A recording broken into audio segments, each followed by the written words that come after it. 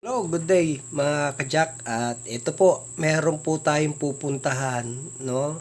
Actually, dalawa yung ating customer ngayon sa General Trias po kami, Cavite po kami mga kajak, no? Doon po tayo magsi-service at meron po tayong gagawin doon. Yung isa ay rack end. May dala na tayong pyesa na brand new kasi nasilip na rin natin kung anong problema ng sasakyan. Babalikan na lang natin. Then, may tumawag bigla na taga-Imus din, kaya isasabay na rin natin mga kajak, no? Titignan din natin kung anong problema niya. Kasi yung babae habang tumatawag talagang halos parang naluluha na siya na ang laking problema niya. Kasi nga, sabi niya, pumunta ako sa mga shop, ang sinisingil sa akin ay 45,000, yung isa 60,000 at ibababa yung transmission. So, pina-scan na daw, ganito. So, nalaman ko, ito ay lagi na nating ginagawa ito. Sabi ko, i-check ko muna, sabi ko, para makita ko kung ano talaga problema ng sasakyan. So, pupuntahan natin sila. Yan, dito na ako sa location ni ma'am. Yan. So, ito na yung sasakyan niya. Nabasa na natin yung kanyang code. So, medyo may karanasan na tayo dyan. Natalam na natin. Check na rin natin lahat kung ano yung problema nito. Solenoid lang naman. Tara. Magnet eh. Paano mo mabilihan mo malalagyan niya ng magnet? Wala yung magnet dito mga kajok. Baka yun yung nagpalit ng ETF ko. Yung nagpalit na itip nito, hindi binalik ko. Papasok kasi yung dumi dito. Yung mga dumi na maiipon dito. Aakyat sa solenoid. Ano naman ako? Anong solusyon? Yun nga ma'am. Magpalit kayo ng mga 10,000 lang. Parang meron nga kayong video na. Ito na, nakuha na natin. Sunog na yung Pero check pa natin to. Kung parang sa tingin ko, wala. Sira na to. Check natin. Ma'am, hawakan nyo ha. Kayong mag-vlog ha. Tignan nyo lang ito ma'am. I-voice over ko naman ha. Tsaka ito ma'am. Kasama na ito. Taas nyo ng konti ma'am. Yan. So, ito yung B. Yung B, yung bandang unahan. Yung A, bandang dulo. So, ito yung B. Ayan. Sugod pa siya. Pumapalo ng 14 to 15. Yan talaga normal yan. Ayan. Ito yung problema ni ma'am na A. Tignan nyo mga kadyak ko. Ayan. Shortage siya. 178 tapos wala siyang connectivity. Okay. So, ito ang papalitan natin. Okay na.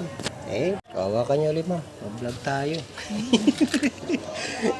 So, ito yung papalit natin. Ito yung dala natin na surplus. Maganda pa siya mga kadyak ko. Kaysa itong A. Sunog na. So, ito yung sa atin. So, surplus ito. Yung brand new nito mga kadyak, 12,000 ha.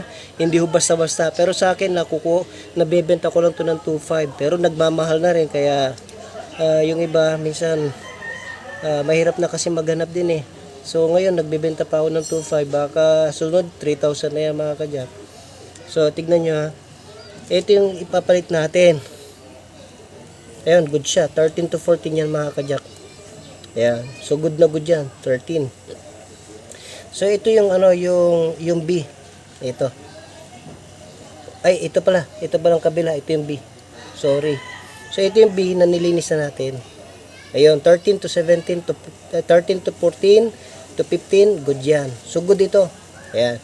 Dalawa, parehas na yan, oh. Ayan. So, ito yung sira. Makikita nyo naman agad mga kadyak ko. Wala. 177 shorted. And then, wala pa siyang connectivity. Hindi tumutunog, oh. Umiilaw yung ating connectivity, oh. Ayan, ang difference niya, no. Ayun. So, sira ito. So, at least, pinalitan ko na. Malinis na ito. Malinis na rin ito. Ibabalik ko na. Okay na yan mamaya. So mga kadyak, naibaba ko na yung mga solenoid ni ma'am. Nalinis ko na. Hindi ko na pinakita. No? Kasi marami naman tayong video na ito mga kadyak. Kung hahanapin nyo, makikita nyo dyan sa aking sa aking mga vlog. Makikita nyo dyan mga kadyak yung aking mga videos. I-research nyo lang, ay nandyan yung mga ginagawa ko mga solenoid.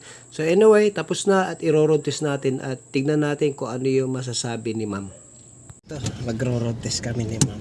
Ayan. Ko na siya napipil. Dati, napifeel na yun. Yung mahirap siya. I-press. Opo, Pagka yun. pinipress nyo, ayaw pa rin dumiretso. Dumediretso Kaunti naman. lang, Kaya mabagal. lang, hindi mo... Ganito ang ano nyo, stop nyo dito, stop. Ito ang pang test natin dyan. And then lagay nyo sa neutral muna, neutral. Ayan, neutral. And then ilagay nyo sa drive. Huwag nyong apakan yung gas ha. Ilagay nyo sa drive. Bitawan nyo lang preno lang. Ayun, umaabante na siya. Dati hindi yan naabantihan, Hindi ma'am. kailangan kong tapakan. Kailangan ipe-press. Bitawan nyo yung preno. O, yan. Umabante na. O, kaya madaling-madali na siya. O, sige, diretso na tayo, ma'am. Ayun, no? Ganda na, ma'am. So, nawala na yung, problema nyo niyan. Oo.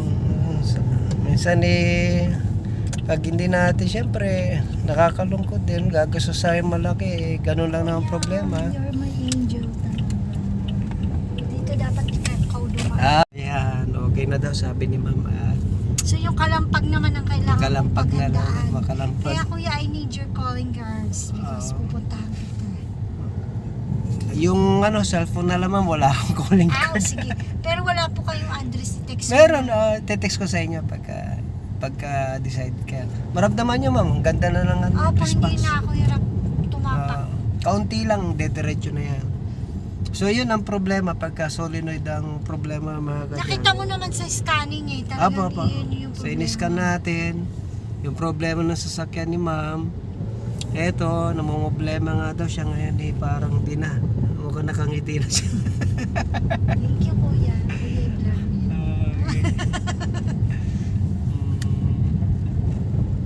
So kalakalampag naman ang Makalampag lang kasi medyo maraming sabit-sabit yung sasakyan ni ma'am. kasi Ginasgas. tandaan. Okay lang yan, basta nagagamit. Ayan, okay na yung sasakyan ni ma'am. Dito tayo sa Ito yung stick. Cavite. Ayan. Sa rim. Ay, Oops. labasin mo. Sige, atras nyo lang ma'am. Okay, atras pa. Kasi dyan siya lalabas eh. Okay, sige.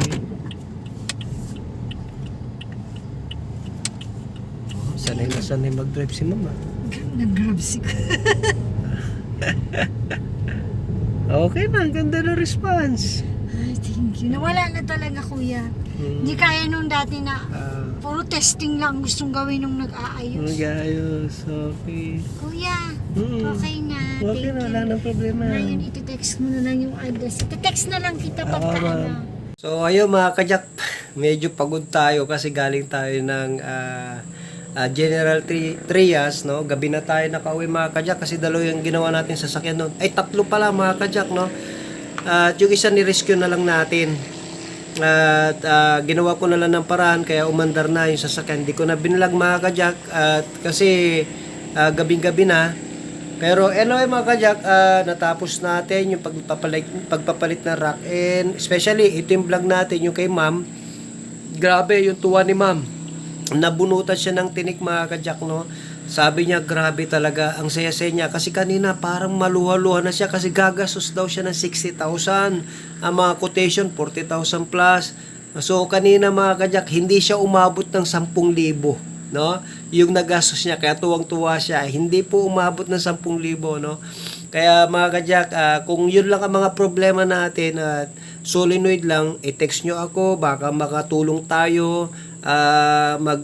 Mag-PM lang kayo mga kajak kung kailangan nyo rin ng solenoid.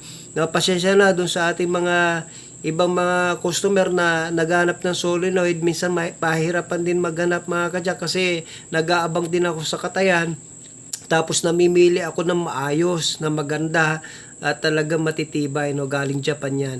So anyway mga kajak, sana meron na tayong natutunan at pakishare na rin para yung mga iba natin mga kaibigan, mga may sasakyan ay hindi rin agad basta-basta papayag dun sa quotation na napakalaki, no? Baka sakali ay makatulong tayo mga kajak. Pakishare na rin ang video na ito and God bless you po.